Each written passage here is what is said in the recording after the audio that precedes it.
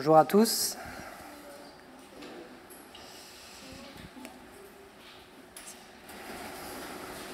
Alors on continue ce matin notre série sur les grandes prières de l'Ancien Testament. Je ne sais pas si on se rend vraiment compte à quel point on est béni d'avoir un accès si facile, si libre à l'Ancien Testament.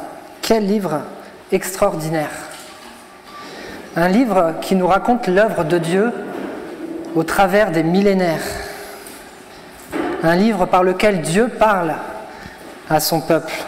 Et il nous parle particulièrement par les exemples d'hommes et de femmes hors du commun et par leur vie de prière.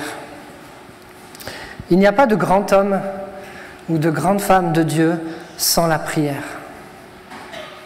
Et au travers de notre série, je ne sais pas si vous vous en rappelez, nous en avons déjà vu 3. Alors on va se rafraîchir un peu la mémoire ce matin, à défaut de se rafraîchir réellement. Nous avons vu Abraham, le premier patriarche, et sa prière d'intercession.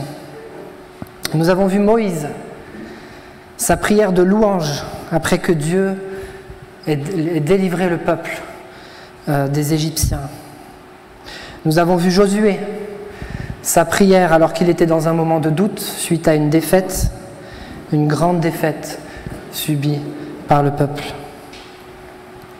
Aujourd'hui, nous allons voir une autre prière, 2 siècles à peu près plus tard, dans le livre de Samuel. Et c'est à nouveau une magnifique prière.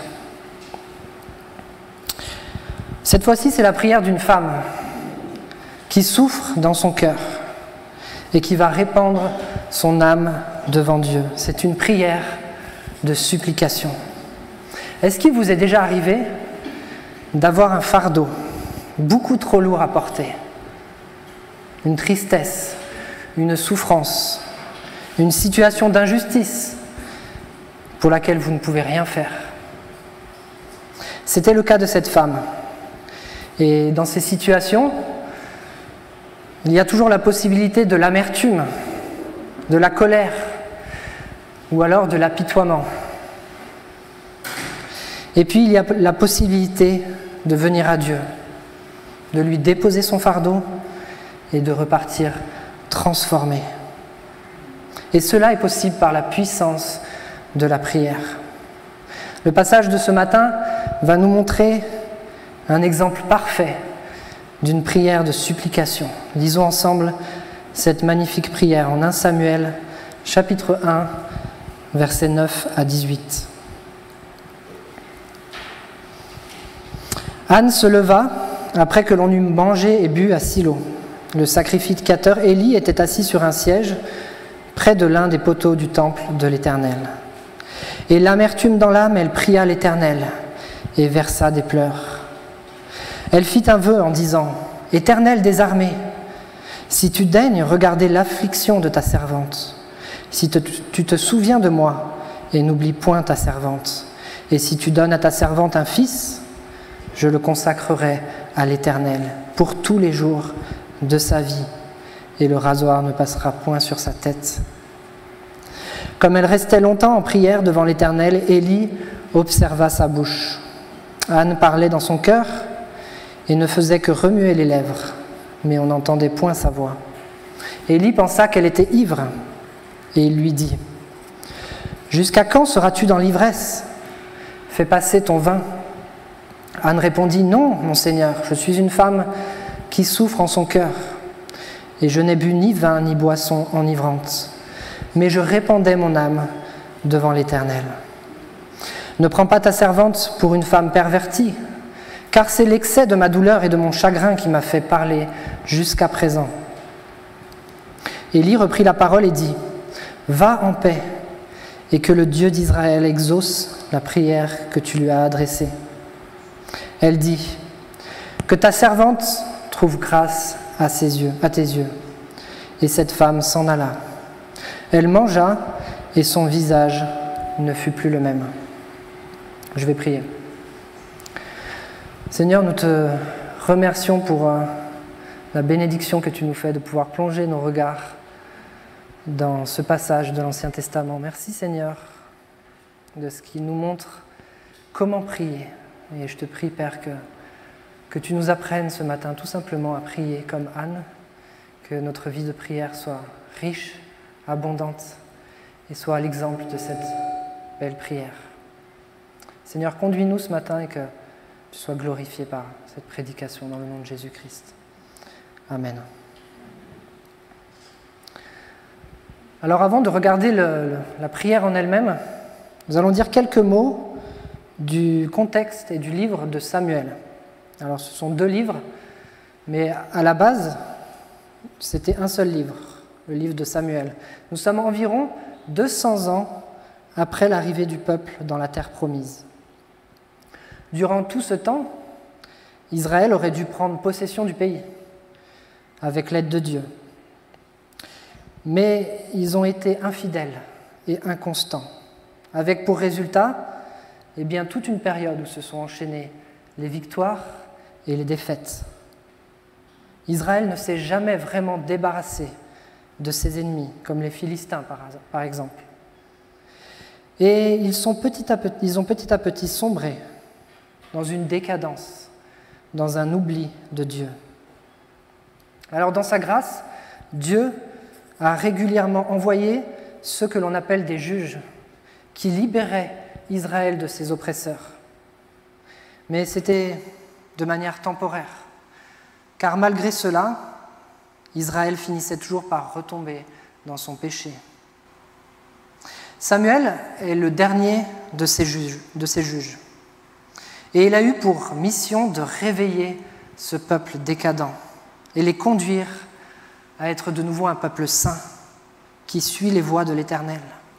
Et Samuel a eu un véritable impact, mais malheureusement, au lieu de comprendre que leurs problèmes venaient de leur infidélité envers Dieu, le peuple a fini par réclamer un roi pour être comme les autres nations, parce qu'ils pensaient que cela leur permettrait de se libérer définitivement de leurs ennemis. Alors le livre de Samuel nous conduit dans cette grande transition de cette période des juges à la période des rois d'Israël. Sur ordre de l'Éternel, Samuel va instaurer un roi, suite à la demande du peuple, le roi Saül. Et on peut dire que ce n'était pas un roi facile, il en faisait qu'à sa tête. Mais Samuel a dû le conseiller, être auprès de lui. Quel destin, quelle responsabilité pour cet homme. Alors Samuel a été un grand homme de Dieu, on peut le dire. La parole le compare d'ailleurs à Moïse, à 2 reprises, en Psaume 99, verset 6 et en Jérémie 15, verset 1. On ne prendra pas le temps de le lire, mais vous pouvez le noter si vous le voulez. Psaume 99, verset 6 et Jérémie 15, verset 1. Un grand homme de Dieu. Mais quelqu'un a dit, je ne sais pas si vous serez d'accord avec ça, derrière chaque grand homme se cache une grande femme, une femme. Et on peut dire que si Samuel a pu être un grand homme de Dieu, c'est grâce à la prière de sa mère Anne, que Dieu a entendu. Samuel est en fait une réponse à la prière. Et d'ailleurs, son nom même, Samuel, signifie « Dieu a entendu ». Alors on en vient donc au contexte de la prière d'Anne, que nous allons étudier ce matin. Anne était une femme qui vivait 2 grandes souffrances. Une souffrance qui provenait du péché de son entourage. Son mari, Elkana, avait 2 épouses, ce qui n'était pas conforme à la volonté de Dieu. Et Elkana préférait Anne par rapport à sa 2e épouse, Pénina. Cette situation provoquait bien sûr la jalousie de cette 2e femme qui cherchait à se venger et qui faisait tout pour que Anne s'irrite contre Dieu du fait de sa stérilité. Et c'est là la 2e souffrance de cette femme. Elle ne pouvait pas avoir d'enfant. Alors cette situation durait depuis assez longtemps et elle était devenue trop dure pour Anne. Et alors que toute la famille s'était rendue en pèlerinage dans la ville de Silo, où se trouvait le sanctuaire de Dieu, Anne était abattue. Elle avait perdu l'appétit et personne ne comprenait sa tristesse. Voici même ce que lui dit son mari, au verset 8. « Anne, pourquoi pleures-tu et ne manges-tu pas?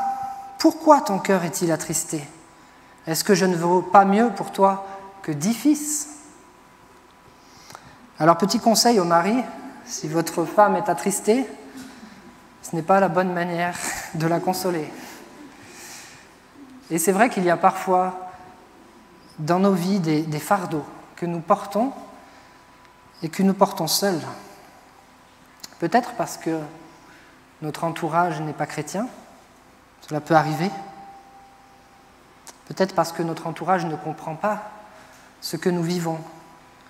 Ils n'ont pas vécu la même souffrance.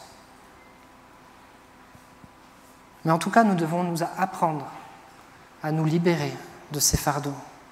Dieu veut que nous soyons libres. Il veut transformer nos tristesses en joie, nos deuils en chants d'allégresse.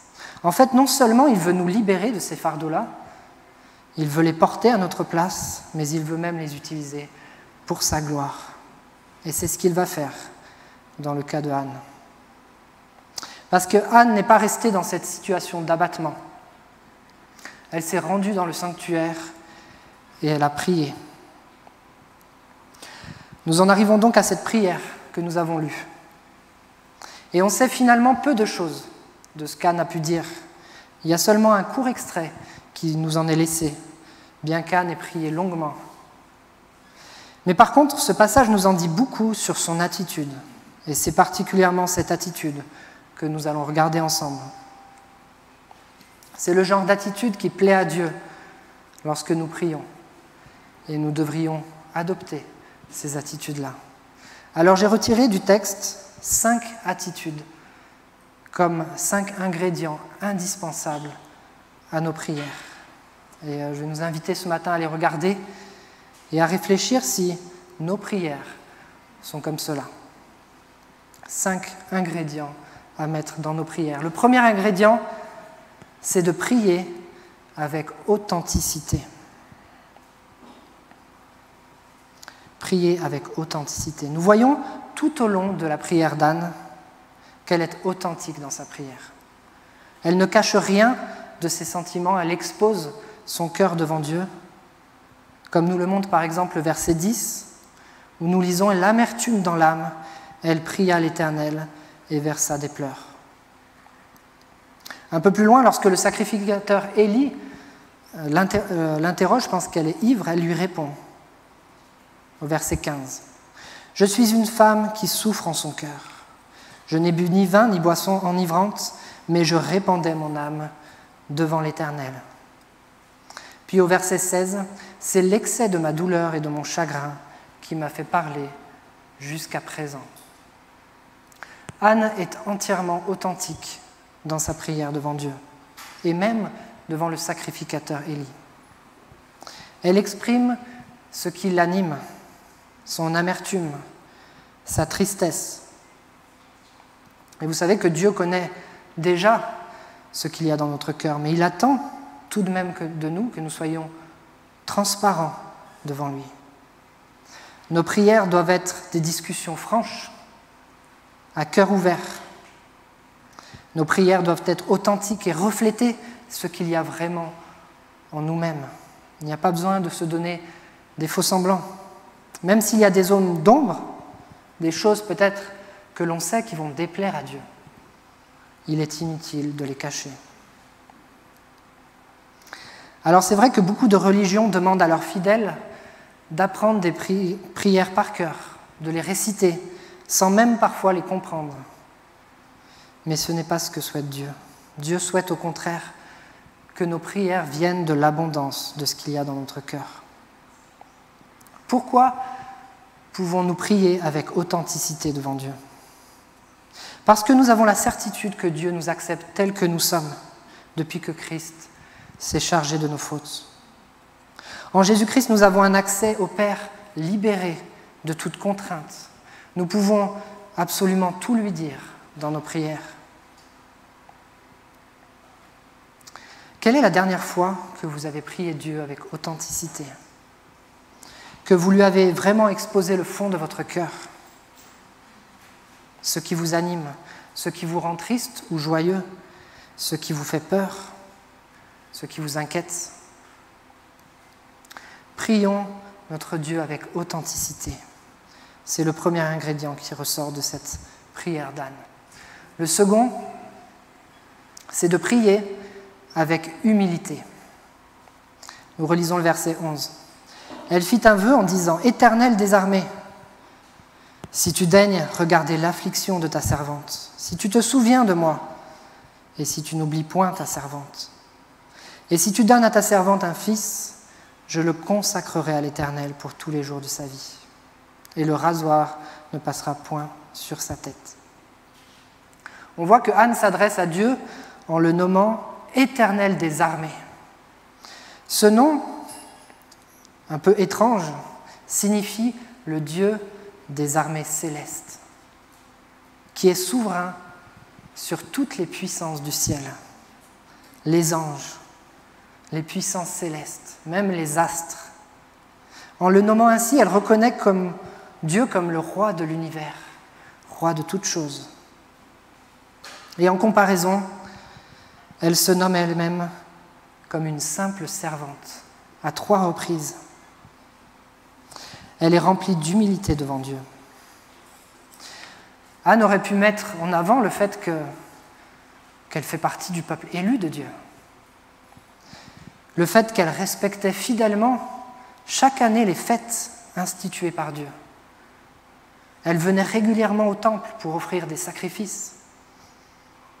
Au milieu de la décadence du peuple, elle a un comportement exemplaire. Elle a réellement un cœur tourné vers Dieu.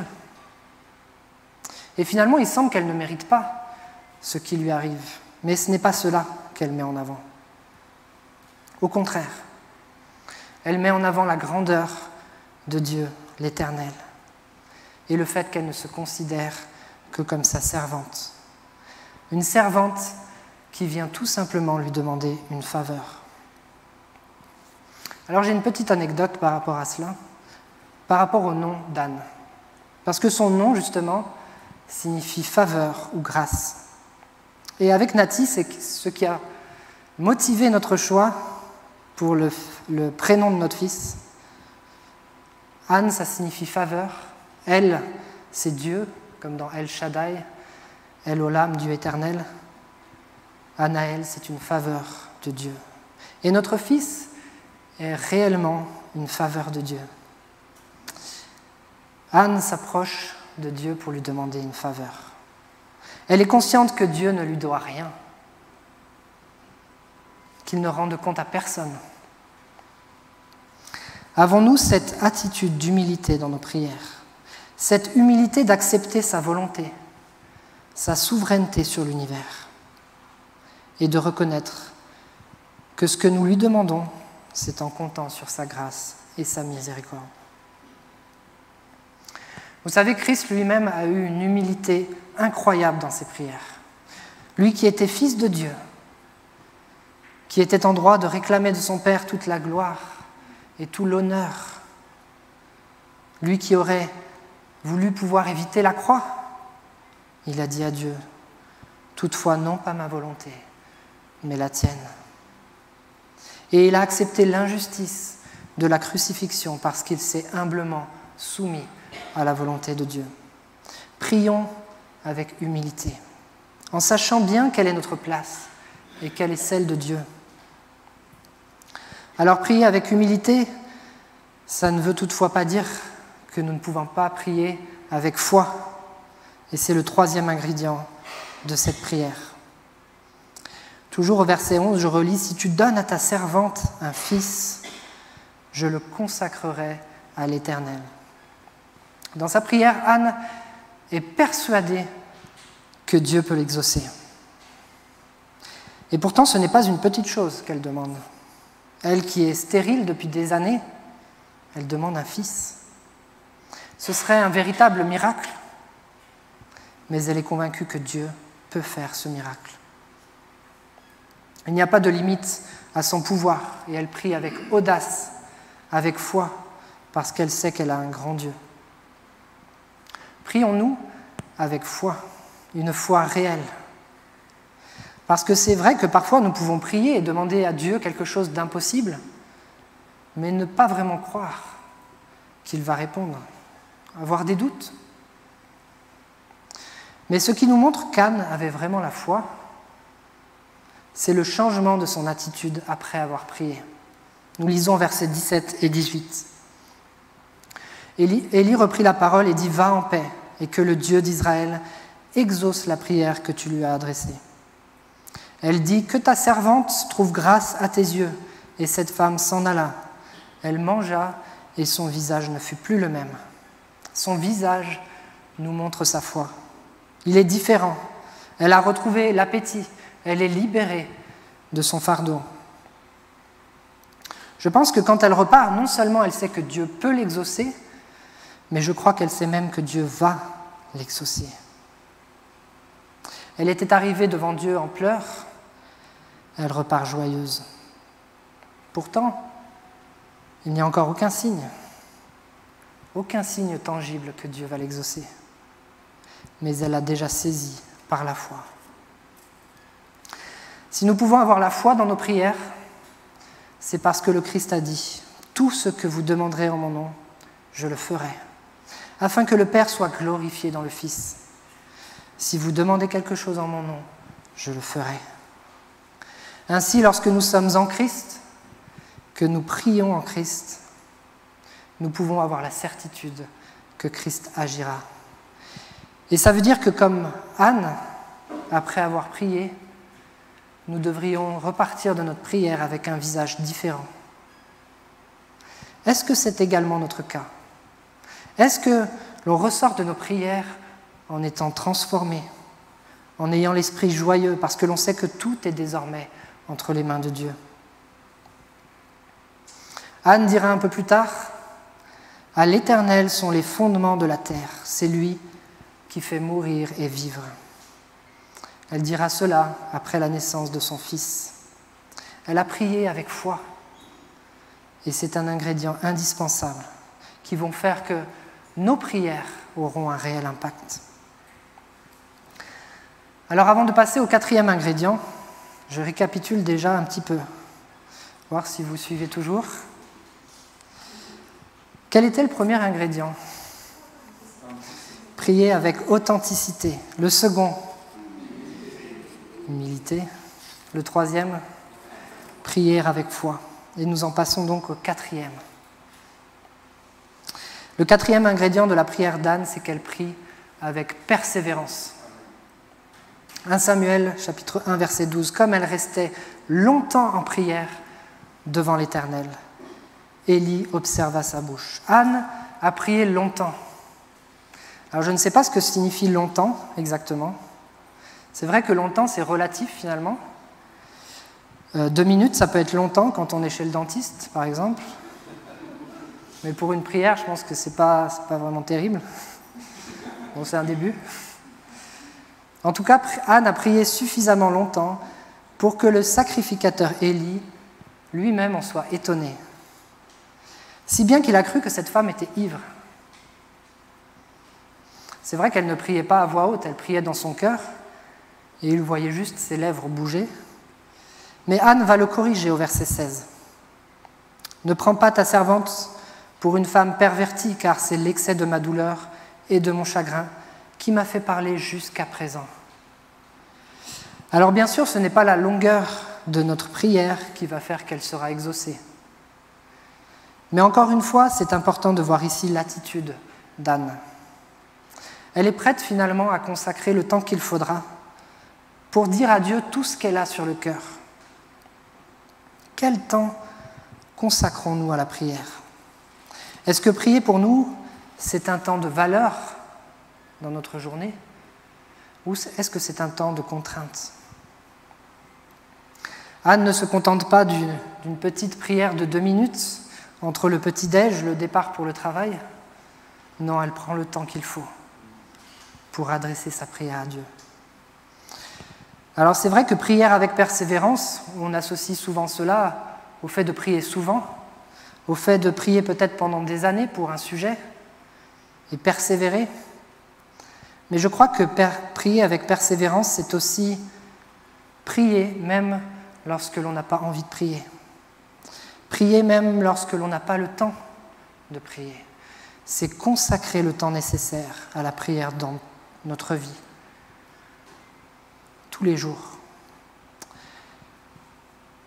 Consacrer un temps précieux que peut-être on aurait pu passer à faire 1000 autres choses, mais que l'on va réserver pour Dieu.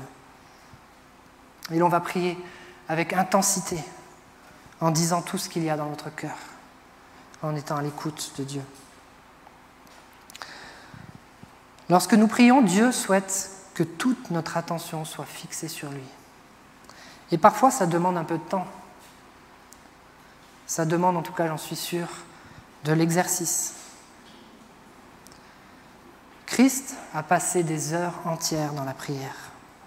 On pourrait se dire, mais pourquoi lui avait-il besoin de prier, lui qui connaissait la volonté de Dieu, comme personne, qui respectait cette volonté à la lettre? Mais est-ce que ce n'est pas justement parce qu'il passait des heures dans la prière, dans l'intimité avec son Père, qu'il connaissait cette volonté de Dieu, qu'il puisait la force de résister aux tentations? Alors qu'il s'approchait de la croix, il s'était étonné que ses disciples ne pouvaient même pas veiller 1 heure et prier et combattre l'ennemi qui s'apprêtait à les tenter. Nous devons consacrer du temps à la prière, être persévérants. Quelle valeur accordons-nous à la prière dans nos vies, dans notre journée? Quelle énergie sommes-nous prêts à mettre dans notre vie de prière? Nous en arrivons à notre dernier ingrédient ce matin.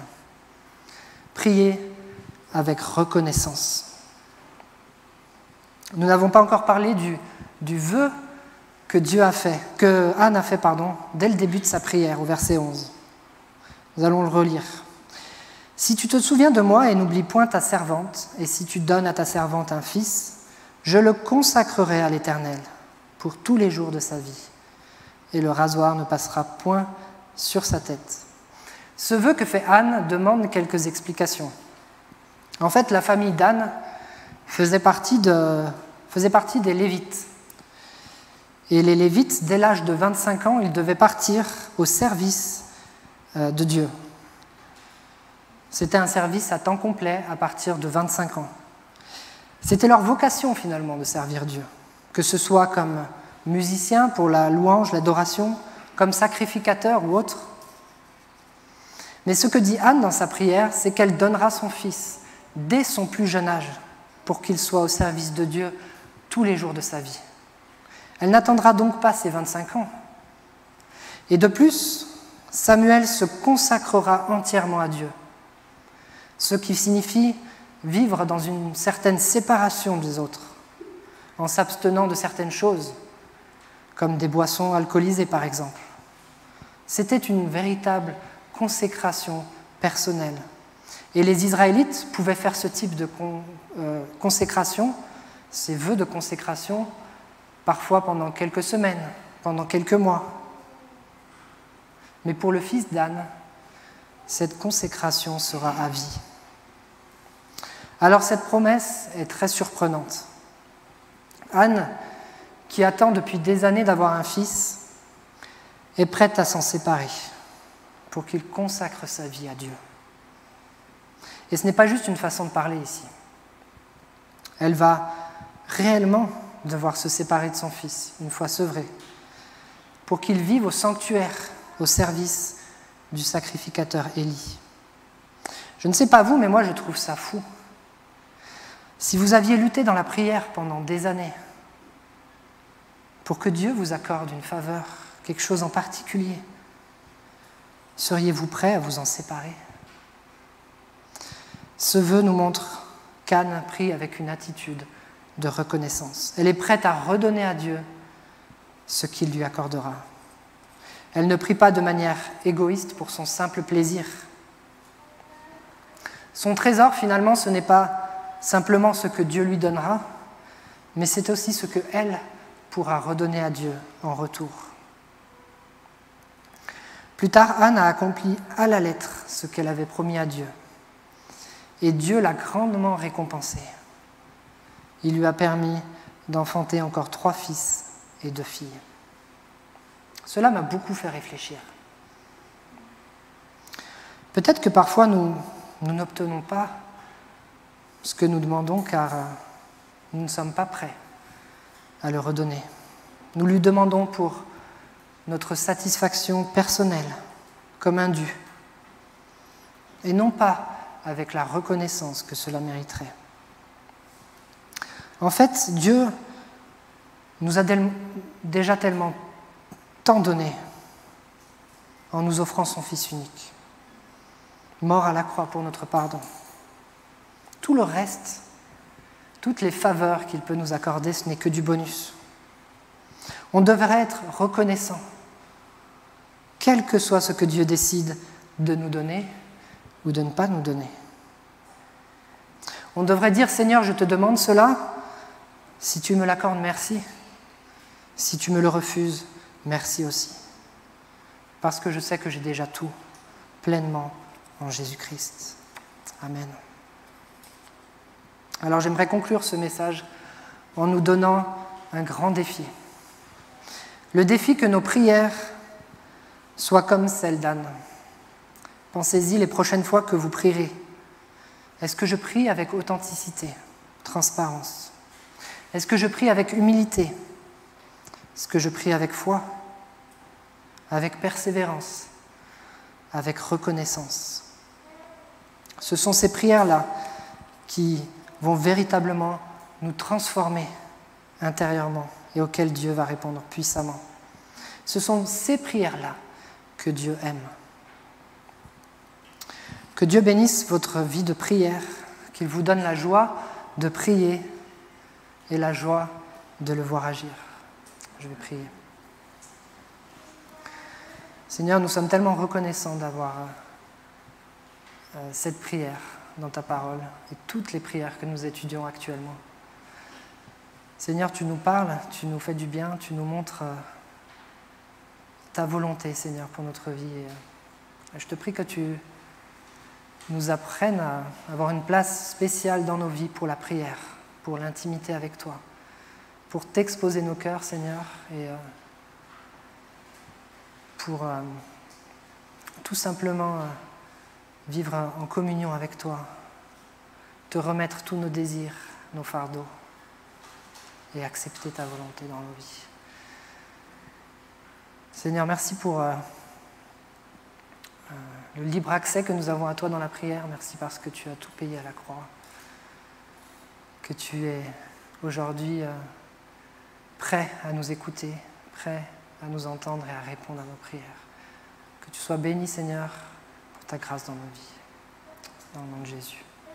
Amen.